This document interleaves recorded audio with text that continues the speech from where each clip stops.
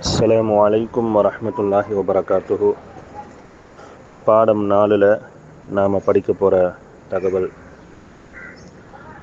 யஃஅலு, யஃஅலானி, யஃஅலூன.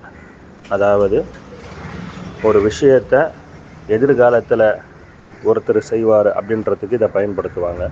இந்த இமேஜில் பாருங்கள், ஃபஸ்ட்டு இருக்கிறத ஃபஸ்ட்டு சொல்லணும் யஃஅலு, அப்புறம் ரெண்டாவது இருக்கிறத ரெண்டாவது யஃஅலானி, யஃஅலூன. ஆல்ரெடி நம்ம படிச்சுட்ருக்கிற பாடத்தில் இருந்து இந்த ஆர்டரில் ஒரு ஆணுக்கு எந்த இடத்துல, 2 ஆணுக்கு எந்த இடத்துல, 3 ஆண்களுக்கு எந்த இடத்துல அப்படின்றத நம்ம இதுக்கு முன்னாடி உள்ள தொடர்களில் படித்ததை வச்சு நாம் தெரிஞ்சுக்கலாம். இருந்தாலும் சைடில் அந்த ஆர்டர் கொடுத்துருக்குறேன், ஓகேங்களா? ஸோ அதனால் இந்த வாசகத்தை மட்டும் நான் படித்து காட்டுறேன்.